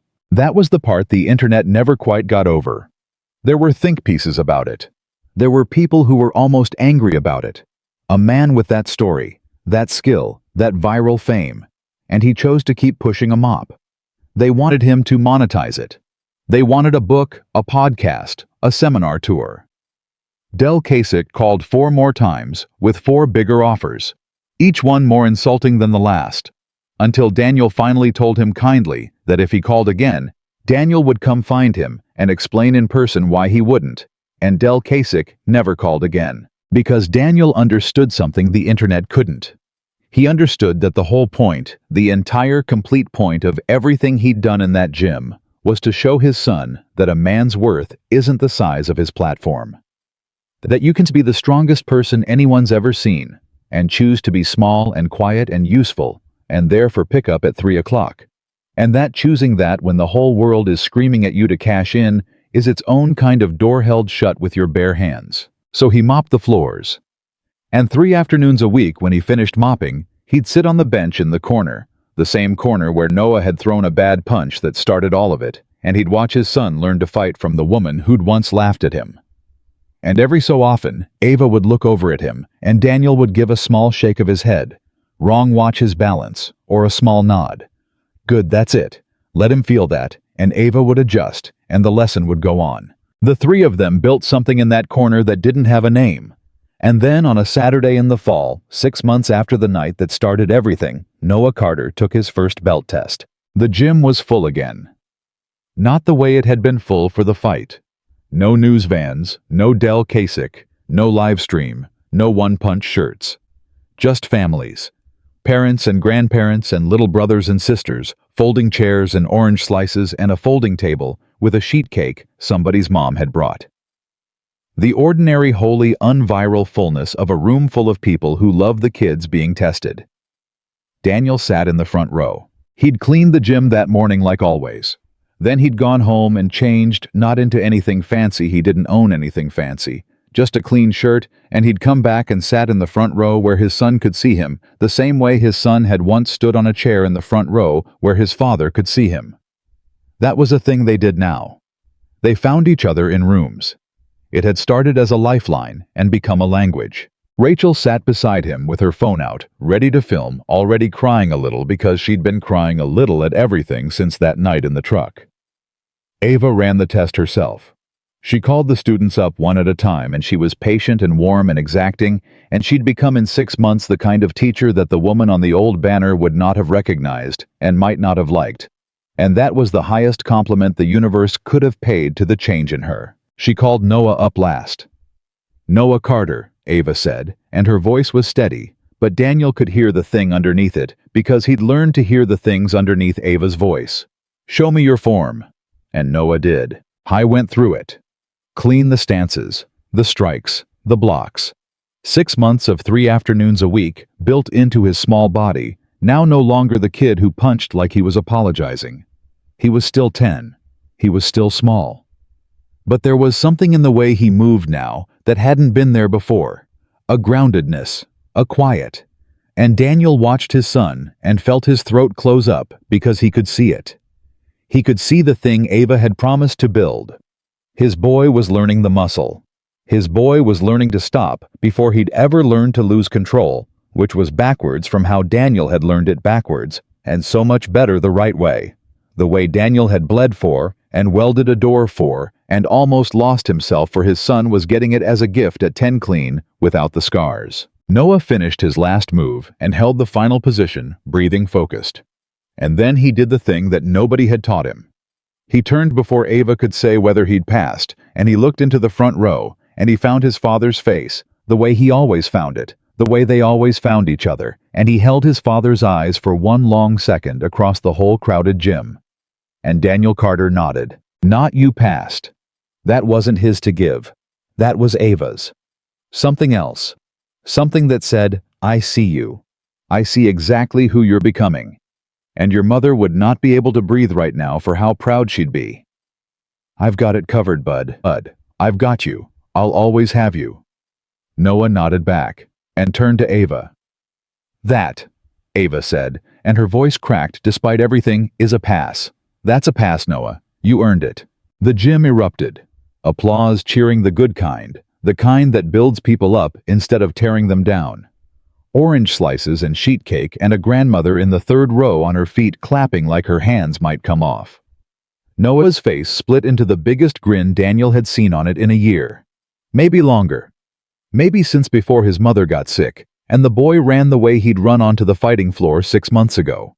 The same run. But everything about the world it ran into was different now. And he crossed the gym and he threw himself into his father's arms. Daniel caught him. Of course he caught him. He'd always catch him. That was the entire job, the whole job, the only job that ever mattered. I did it, Dad. You did it, Bud. You did the whole thing. I watched every second.